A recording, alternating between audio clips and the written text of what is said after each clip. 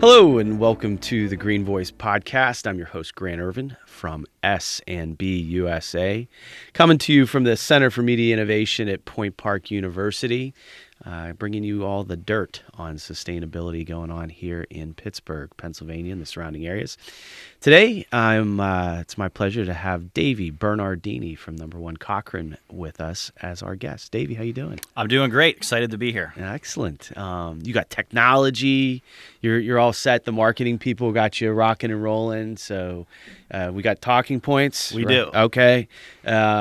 We'll stick to them, for the better part, just to keep the marketing folks happy. But lots to talk about here. We're in the midst of kind of a changing dynamic, I think, in the automotive world, right? Where electric vehicles and new technologies, whether it's autonomy or little touch screens on our dashboards and everything. So we're really excited to have you come in and, maybe help us make sense out of all that, both as consumers, but also to learn a little bit about what Number One Cochran is doing in this space and maybe provide us a little bit of guidance too along the way. So, but before we kind of get into that, maybe if you can tell us a little bit about your story and how you came to Number One Cochran and kind of what your career trajectory, as I can pronunciate better here, is. Yeah, so first and foremost, born and raised Pittsburgh. Grew up in the east suburbs of Pittsburgh. Nice. Just a very proud Pittsburgher in every sense of the way. So, but I started with Number One Cochran in high school through an intern program through the VOTEC that I was going through. So I was an apprentice technician. Nice. You're at Forbes Road? Forbes Road, yeah. Nice. Okay. Yeah. Great I'm school. also an East suburbanite, so yeah, great. You got to throw that credibility out there. Yeah. So it kind of came along. I've always been interested in cars. My dad was an engineer, so naturally I wanted to design cars. Okay. So I got into the VOTEC program with Auto Tech at Forbes, and they had an internship program available my senior year. And I could go to school 3 days a week, and I can go to work 2 days a week. And I was happy to make an income at an early age. And that internship turned into them sponsoring me in a General Motors program. Okay. Through the Community College of Allegheny County, where I got my associate's degree, and then I became a GM Master Tech. Wow. Yeah. So I did that for about 10 years. Okay. And what does a Master Tech mean? Yeah, so Master Sounds Tech, cool, yeah, like, it sounds cool. Yeah. It really means that you're trained and you're skilled to just work on any issue that comes through the door on a customer's vehicle. Okay. So it takes several years to get those certifications. Mm-hmm. Some require testing and tactile things like that, while others are more of just, hey, here's a web-based training. Take this. If you can pass the test, you're going to get certified in this area and move on to the next. So doesn't happen overnight. You definitely need to know your craft and master your skill. Hit a lot of buttons, break a couple things along the way. Yeah, and the more certified, the better certified you are as a tech, obviously the more money you can make, so it creates some additional opportunities. Yeah. But I knew I didn't want to do it forever. Yeah. I worked with a guy who was about 30 years my elder, and he was in pretty rough shape physically. Okay. So I knew there was a timetable for what I wanted to do. Okay. And I wanted to get more engaged with customers. I wanted to get better at sales, and I ultimately wanted to get into management. And I did that. I did that through managing our service call center. Grew that department quite significantly through team member hiring and some of the growth that we went through during that phase. I think when I started, there was 5 or 6 of us, and when I left, there was about 14 of us. Okay. Took on a process and training role, really bringing some technology into the service lane when iPads were the big thing, and you used to greet your customers with a pen and paper, and then you come out there, and you come out there with an iPad, and that's really when the industry started changing towards technology, and so did the vehicles. Okay, right, and we just had to keep keep up the that? pace. Like roughly, that was probably 2013, 2014. Okay. So about 10 years ago or so. Yeah, and for us, it was at the group, it was a major transformation, because you're changing what the majority of our frontline team members on the service and parts side did, manually with pen and paper, to with an iPad, a computer, and just virtual communications. So now back and it's forth. electronic, it's instantaneous. Yeah, and real time. Customers prefer to be, Feedback. that communicated in that manner, and it worked out well.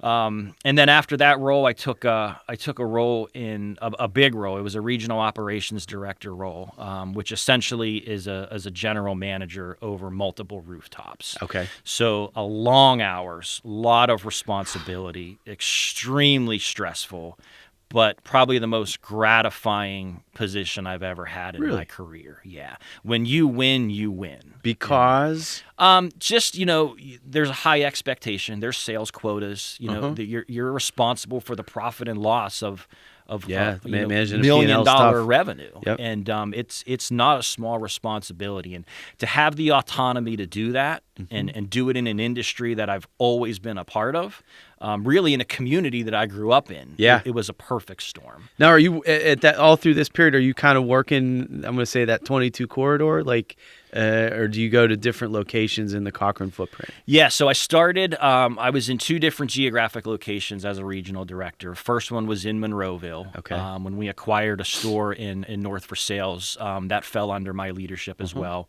And then after about Shout out to North for years, Sales. That's the homeland. Yeah, so, it's another great community that we support. But about 3 years into that geographic location, our company went through a restructuring or a realignment, and I kind of headed a little bit west and a little bit north. I'm sorry, a little bit east and a little bit north. So covering the Butler market and the Natrona Heights area. Interesting. Yeah. Interesting. So, maybe we don't want to get too much further.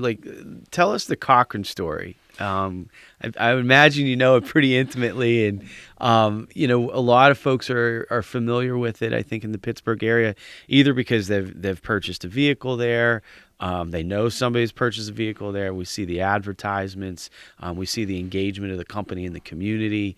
It's a household name in the Pittsburgh area, and for a lot of good reasons.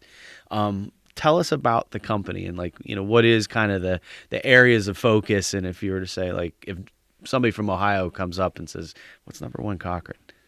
Yeah, so the stat line is we're number one. Number one Cochran is Western PA's largest automotive retailer. Okay. We were founded in 1965 as a single point Pontiac dealership.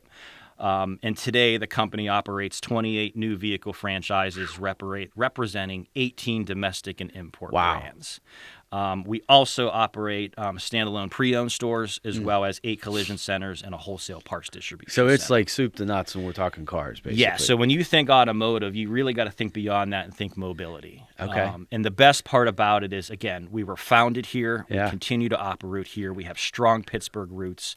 Our owner and our company's philanthropic contributions continue to be a big part of what we do every day. Yeah. And the company's changed a lot, right? I remember when I started, there was the Monroeville, and then there was the Robinson side. It was kind of, for me, growing up in the east side of Pittsburgh, it's just synonymous with Monroeville, right? Yes. It's that 22-48 intersection, and all the dynamic things that happen there in terms of shopping and buying cars, synonymous with that area. Yeah, I remember at 17 years old walking into what was the old Kaufman's department store, where the Lowe's is today, and just 3 floors. I can't remember how many square feet, but I mean, I think you could have 1,000 cars under the roof there. Yeah, and it was just an intimidating, well-oiled machine. It was an awesome experience, right? Was, yeah, yes. I mean, just I remember going to see Santa Claus there. Kaufman's, right? Yeah. But and then you would have all the cars there and the salespeople. And it was just kind of it was an experience, right? A destination. It really was. Yeah, and obviously, with manufacturer mandates and facility brand guidelines, we knew that wasn't going to be long term, and we built the mega center property, which we occupy now. With multiple franchises, and then really just the acquisitive growth, right? Yeah. We operated good dealerships, profitable dealerships, good CSI, customer satisfaction, and that's attractive to manufacturers. And when they see that success, and it builds on top of it. Yeah. So when one of their franchises or one of their points become open, we're definitely on a short list Interesting. to look into that opportunity. And so it's continued to grow. Then you mentioned Robinson, so out in the West Hills, but you're all over now, right? Yeah, so the best way to describe us is if you were to drop a pin in downtown Pittsburgh and go 30 miles in every direction, we have a dealership there. 30 miles from the Center for Media Innovation at Point Park University. That's exactly it. Get that plug in there. So like 30 miles in each direction, you can find a number one Cochran. Yeah, and now, as of last year, Northwest Ohio. Oh, wow. So we have seven dealerships in a collision center out there. Okay. The Youngstown, Boardman, Columbiana markets. Also a great community. And again, it's 45 minutes from our core store, so it really doesn't feel like it's an entire state away. And now, do you travel and kind of work between that whole geography in your role? I do, yes. I'm in dealerships every day of the week. I do have an office. I was telling you pre-show that I don't get to very often. Typically, there's an admin day once or twice a month that I'm there. But or you're like blowing the dust off the desk because yeah. you're out in the field all the time. Yeah, and I'm in there. I'm engaging with our team. I'm engaging with our customers. If you wanna know where the opportunities are, you got to go where the people that are doing the business are. So that's right. That's kind of my philosophy. Now tell us a little bit. I'm interested because you have this really unique perspective, like over the last 20 plus years in terms of the automotive industry. I want to dive into some new tech and kind of your new role in a little bit, but like walk us through as like listeners, like how in your mind, like not just another number one Cochran, but like how has the automotive industry changed in that 20 years? Like when you started out as a tech, coming out of Forbes Road and being introduced into the automotive industry, like you're a gearhead, right? I say that affectionately, right? That you come into one industry. How has that changed as a result of technology and consumer preferences and things of that nature? Yeah, I mean, back in the day, buying a car was to get from point A to point B. Right. Now, you spend a lot of time in your vehicle, whether it's commuting, whether it's taking kids to sporting activities. It's really become the command center. Yeah. And you think about before, in the early stages of automotive, it was collision safety. Where if I get into an accident, am I going to be safe? Yep. When that happens, and God forbid that you do. And it's now become collision avoidance, where the technology in these vehicles can sense what's going to happen before the driver even can comprehend what's about to happen.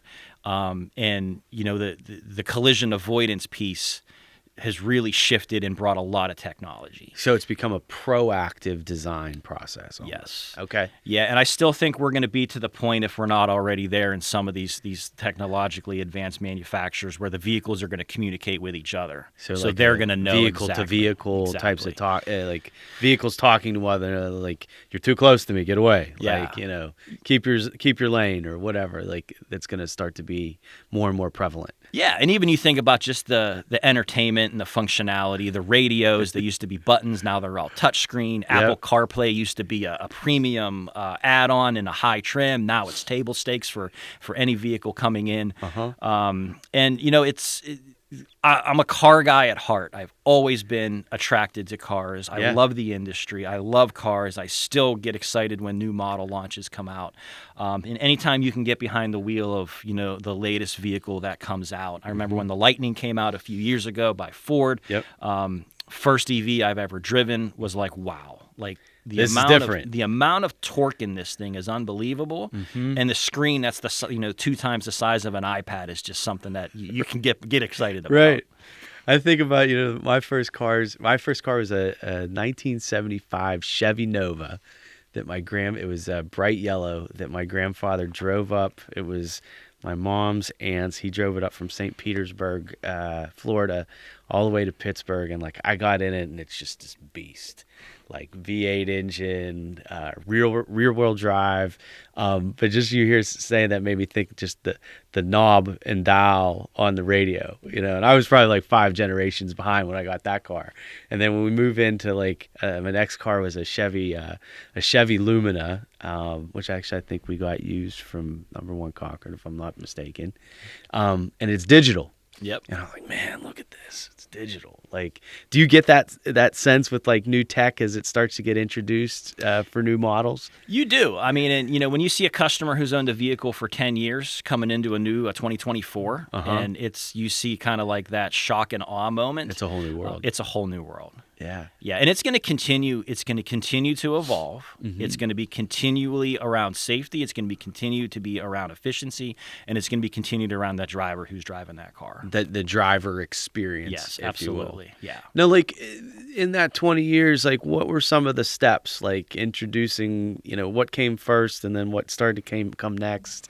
Like as a technician, what were things that you're like, oh, whoa, what's this thing? Or yeah, I remember one point in my career, again, GM technician, GM came out with a 2-mode hybrid sport utility. Okay. So the GMC Yukon, Yep. Chevy Tahoe, and the fact that a vehicle would run or be powered by something other than an internal combustion engine was intriguing to me. Okay. And so I go to Detroit. I go through a 3-day hands-on testing. There's a huge battery under the back seat of this thing, and this 4,000-pound sport utility is being propelled by two batteries. giant engines that are battery powered. Wow. Up to 30 miles an hour was pretty cool. And you think about today, like Toyota's hybrid technology, it's the best around. It continues to be, market Started with leading. the Prius, right? It has, yeah. And they've played the strategy the best. And when you're thinking about the transition to ICE to EV, right? It's a big talking point in government, in anything automotive publications, consumers. Yeah. Toyota has really done a nice job bridging that gap. Kind of easing folks into it. Yes. Yeah. But yeah, I mean, the technology, it continues to be good. It's going to continue to evolve, and I'm pretty excited to see what a 2030 at this point is going to be. Which is going to be on the road. It really is, yeah. Now, just thinking about that a little bit. So you've again about you and Cochran, like you've kind of grown together, like with your career and kind of how the industry has transitioned, how the company's changed. Tell me a little bit about your new role here, and kind of a strategy component, and what's that mean from, getting out of a technician's space and mindset to now starting to think about strategy, and how does that change kind of your role, and tell me about that process. Yeah, so my role is pretty unique. I don't think you're going to find my role in a typical dealership environment, and that just goes to show you of the forward-thinking vision and innovation mindset that our owner has. So my role is really less about the nuts and bolts of the day-to-day, and more about the longer-term, bigger picture, innovative and strategic thinking processes. So when I approach everything that I do, it really comes down to two things. Yeah. I want to reinvent our current business processes and reimagine the processes of tomorrow. So challenge everything, not business as usual. But by doing that, I think we can dramatically raise our customer loyalty and drive efficiency in simultaneous ways.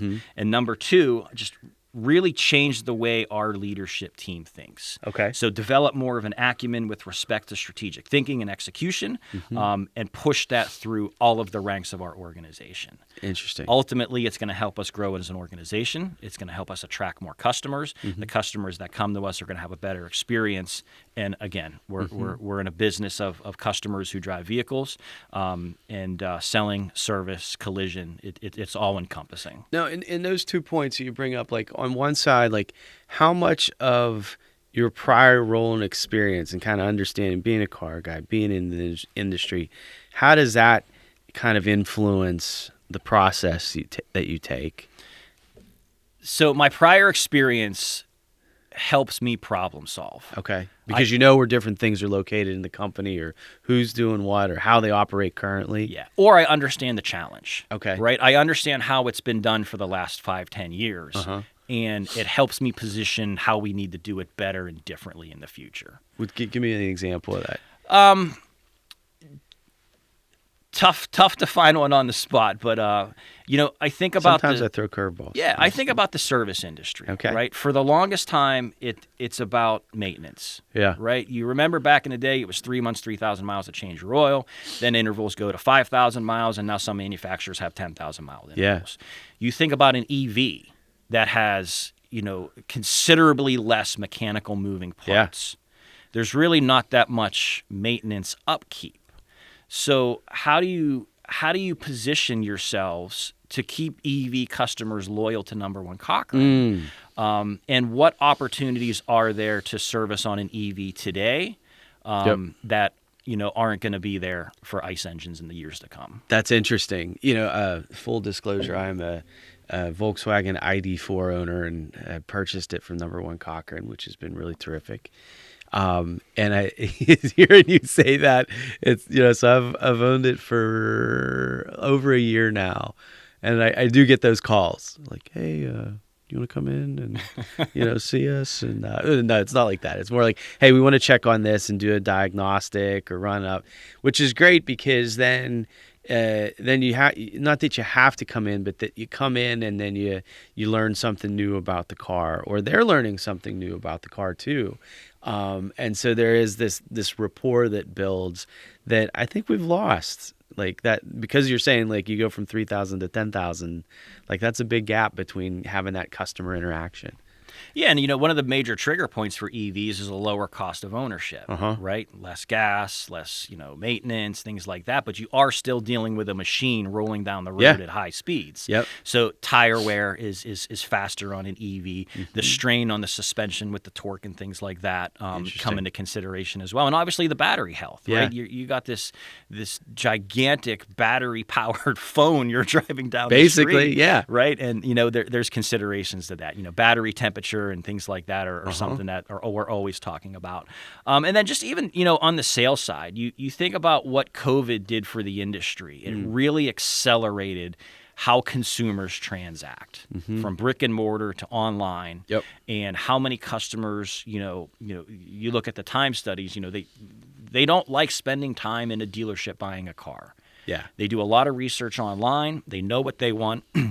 Typically, they come into dealership to get one or two specific questions answered, test drive, and go their way.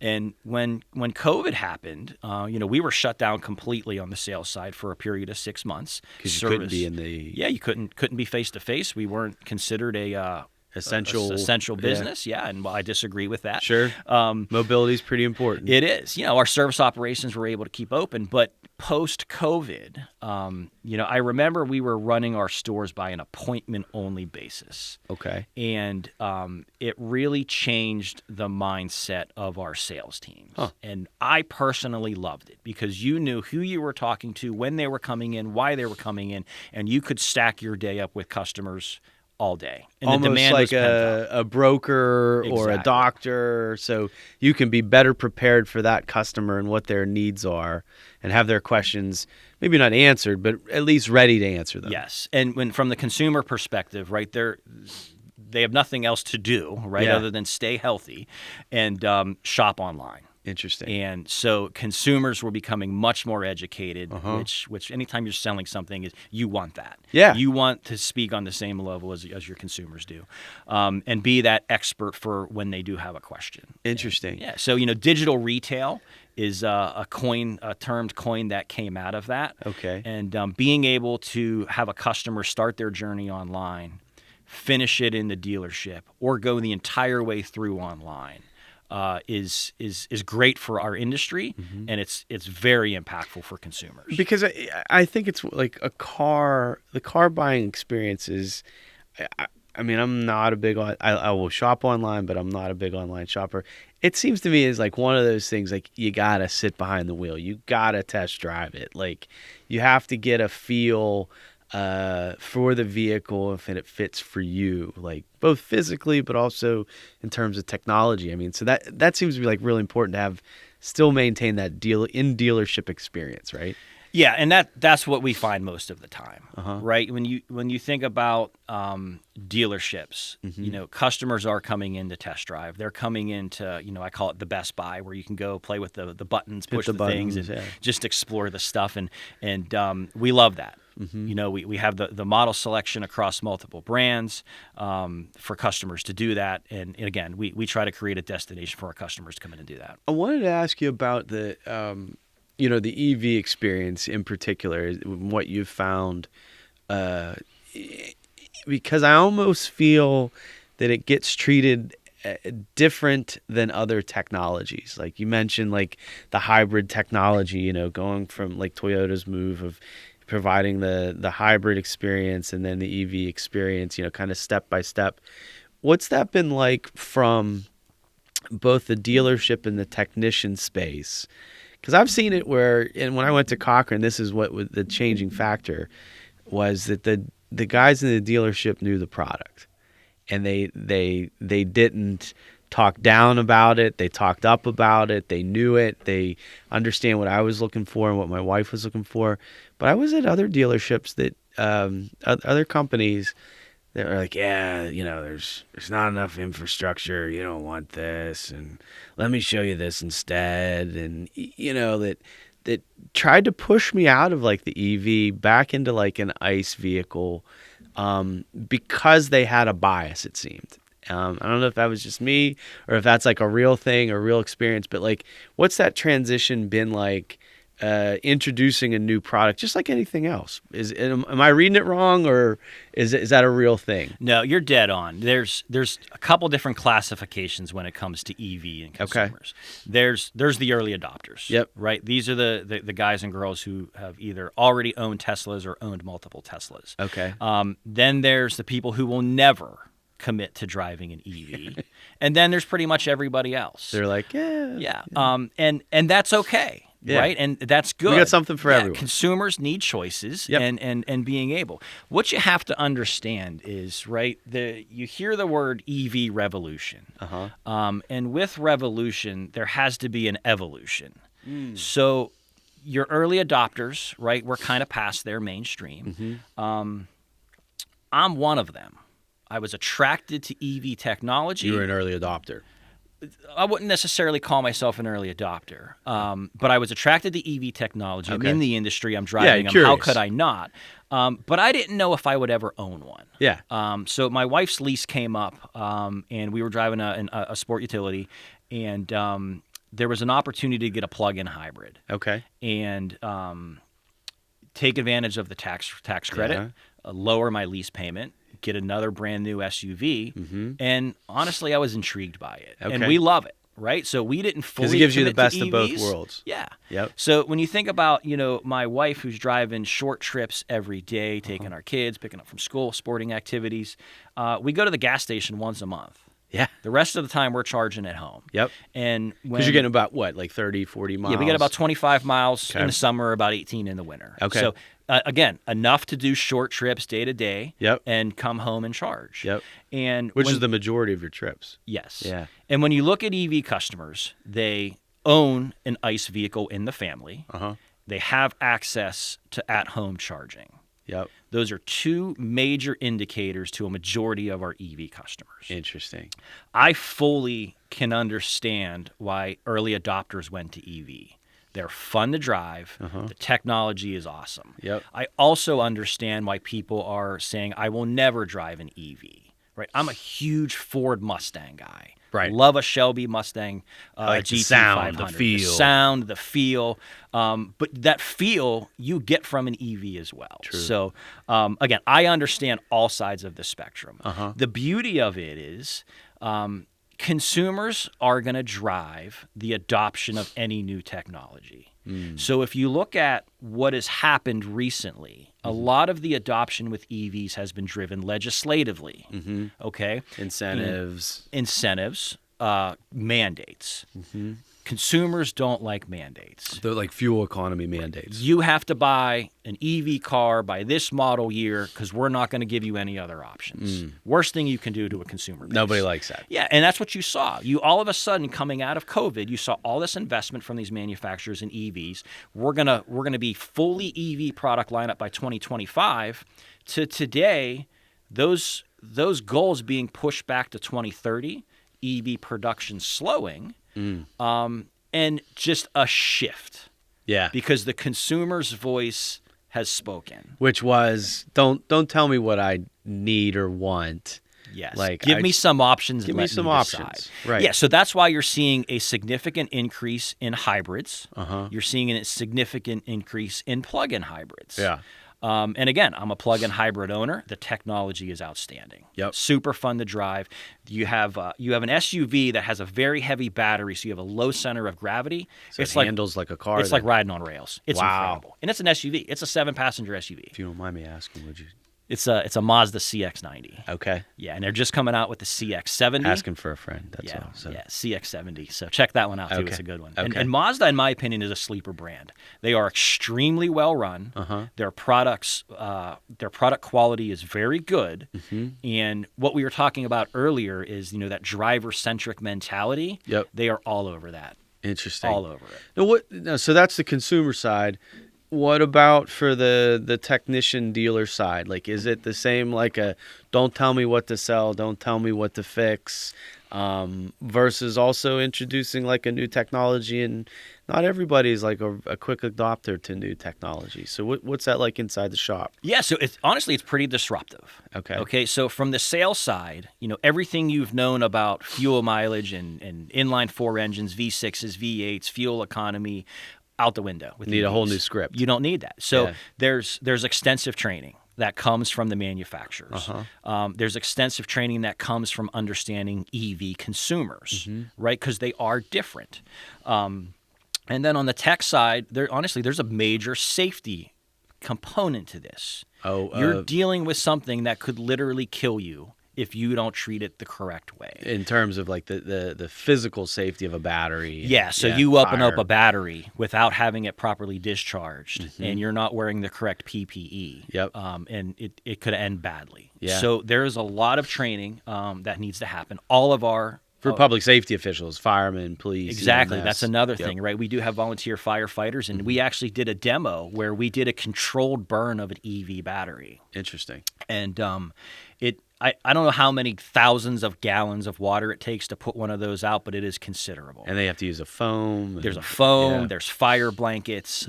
So in some of these brands, you have to wear full suits. You have to have a guy standing by with a hook to pull you out of there in the event something happens. Yep. So I really feel for our technicians. Used to be one, understand them. Yeah. And don't necessarily envy them with EVs coming in the market. But Are you starting to see, like, just go back to your origin story? Like, are the Votex and the trade schools now kind of introducing this? Are you guys doing anything in that space to get the next generation technician up to speed on battery technology and this public safety challenges and all that sort of thing?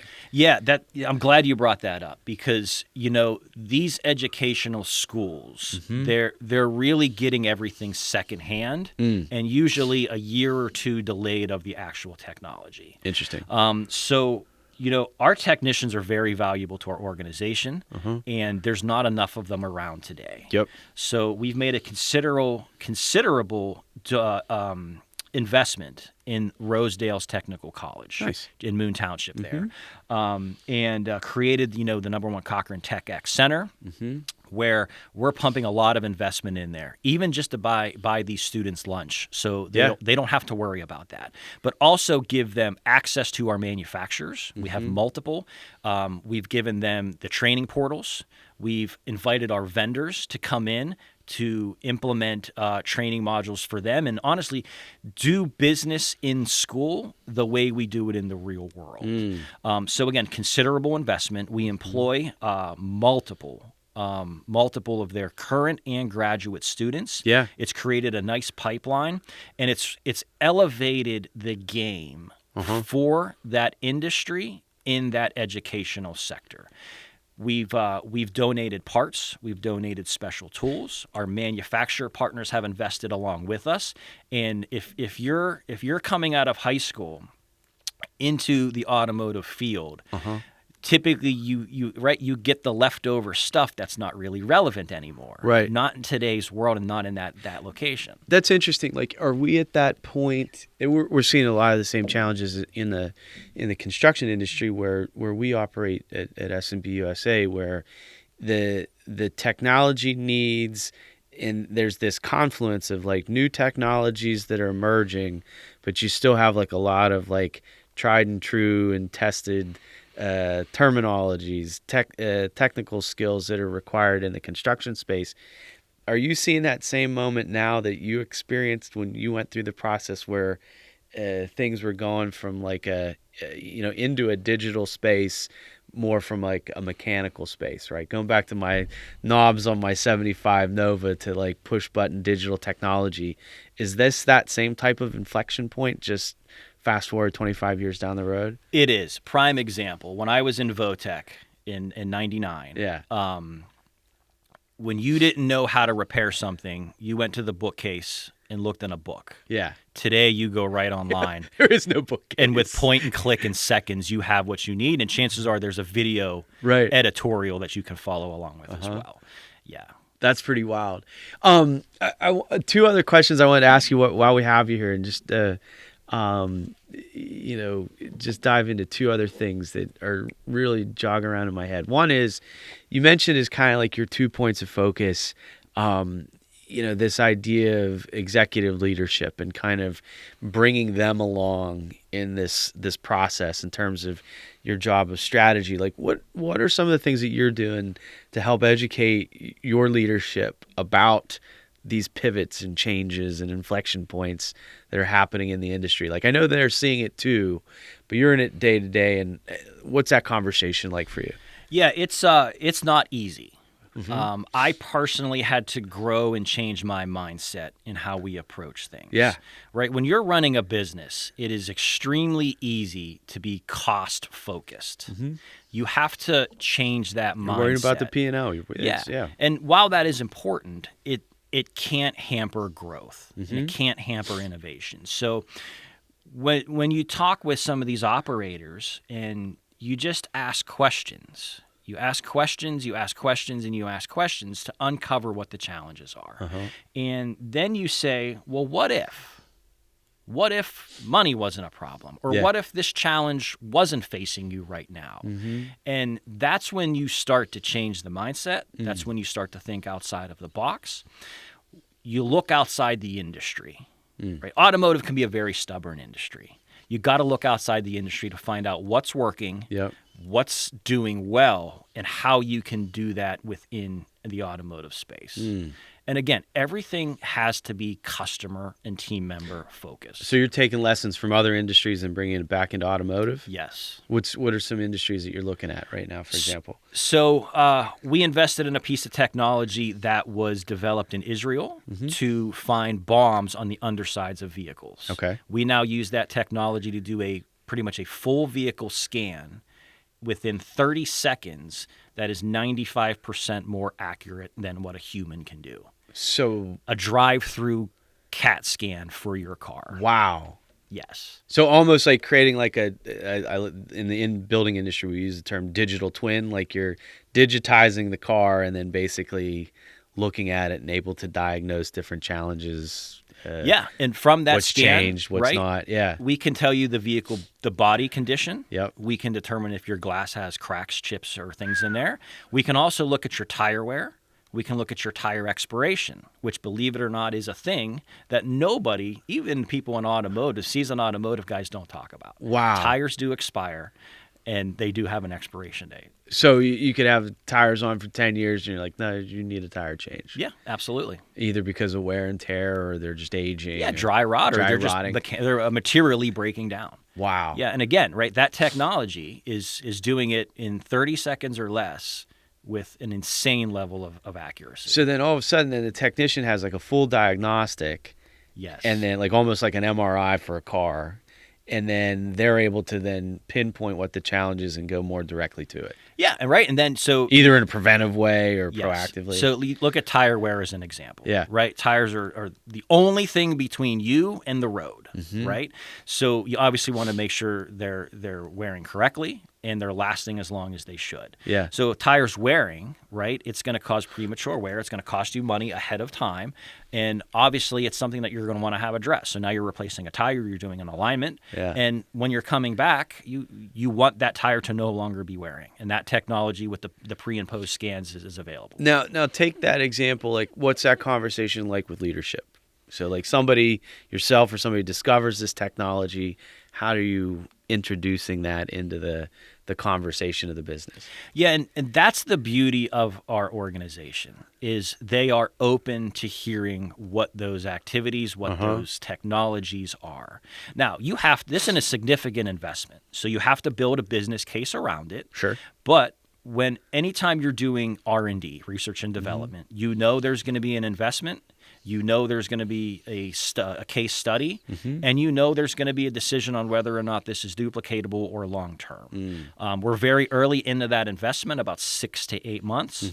We're impressed with the technology. We're impressed with the company, and we're still realizing the ROI benefits of that technology. Interesting. Mostly, I'm going to assume it's going to be in time savings for technicians, or so time savings, a more transparent vehicle inspection to our consumers. Again, just like an MRI. Here's Yes. what we're seeing. This is what, this is this is that. And you can show the customer then what the challenges are. Yeah, we actually send that scan to the customer via text message within 30 seconds of their vehicle coming through. Wow. So a lot of times our customers are seeing that scan, asking questions before we've had a chance to look at it. They're like, give us a minute. Yeah. And the customer feedback is everything from what the heck did I just drive through to, oh my God, I didn't realize this. I need to take immediate action. Wow. Yeah. So it's been embraced very well. Any car, like any car. Okay, so the make or model doesn't matter. Yeah, as long as it fits through the machine, right? You're not going to get a $3,500, or 3,500 series dually through the machine, but 80-90% of the vehicles on the road today are going to go through that machine. Interesting. That's super cool. One other question, maybe before we wrap up here, the one of the things I wanted to ask too is, we've talked a lot about EVs. We danced around this a little bit, like issues like autonomy, AI. What are some of the things that in your strategy world that you're looking at that are around the corner, or what's next, that are, you're asking questions about or got your eyeballs on? Yeah, so I think there's 5 levels of autonomy. Yeah. Everything from cruise control to vehicles with no pedals and no steering wheel. I think we are a long way away from a level 5 autonomy. Sure. But to think it will never happen is foolish. These vehicles, these manufacturers, they continue to develop technologically. And with AI, in my opinion, everything is about automation. So Voice control. Yeah. I'm excited for what the next 5-10 years brings to the industry, and if I'm doing my job well, I'm going to stay ahead of that curve. And as a company, right, we're obviously we have to follow the rules set by the manufacturers, right? They're going to produce EV vehicles. We want to sell EV vehicles. We're all in.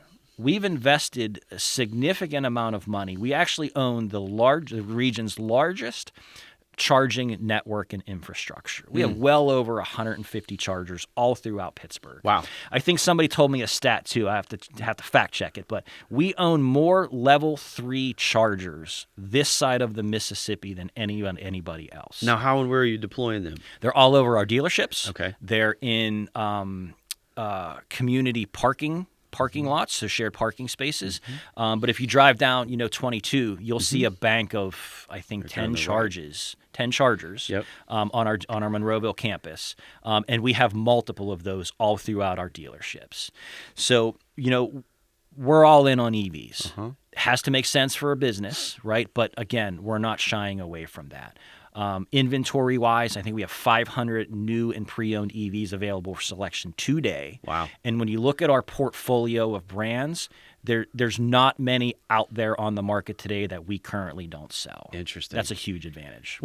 As a consumer, what are some things that the consumer should know about purchasing an EV or purchasing a new vehicle with autonomy and touch buttons, and like what are some of those things that people should be thinking about? Yeah, so from a consumer perspective, range anxiety. Yeah. Where am I going to charge this thing?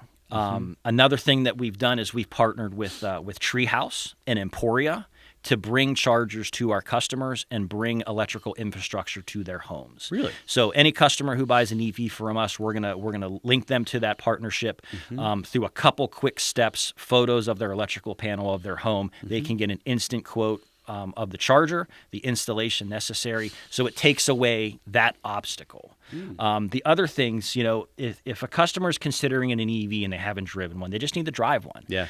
We do something special for our EV customers who are in market is we'll let them take the car for 2 days, experience it, experience public charging, right? Which still has some work to do. Sure. I won't be the one to say that problem is solved, but if you really want to understand it, pretend you own it for 2 days. You'll learn a lot, and you'll probably make your mind up whether it's going to be for you or not. Interesting. Just a quick anecdote. We put in a new DC fast charger. I shouldn't be telling anybody this. That's the point of the story. But no, seriously, the Pittsburgh Parking Authority just put in a new charger. I actually worked on this project a long time ago over at the right across from Target at Kirkwood Street in East Liberty. And so it's been operational for probably about 2 months. First couple of weeks, I was like, zoom, right in, no problem. Last Saturday, it was 6 cars deep. Wow.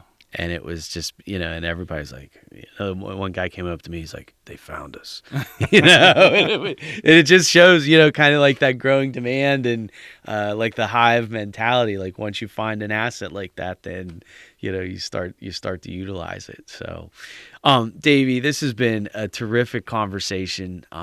We have a lot more to kind of touch on, I think. So we'd love to have you back here on the Green Voice and share kind of your story and number one Cochran's story, because you guys are doing some great stuff. And as a Pittsburgher, we really appreciate it. Yeah, privileged to be here. Glad I could be a contributing factor to this, and I really enjoyed this. My first podcast. So excellent. I hope I checked the boxes. You checked all the boxes, and it won't be your last because we'll have you back for sure. So thank you for listening in to the Green Voice podcast here. Thanks to the Center for Media Innovation. I'm Grant Ervin with S&B USA. Thanks for listening in, and we'll check you out next time. Take care.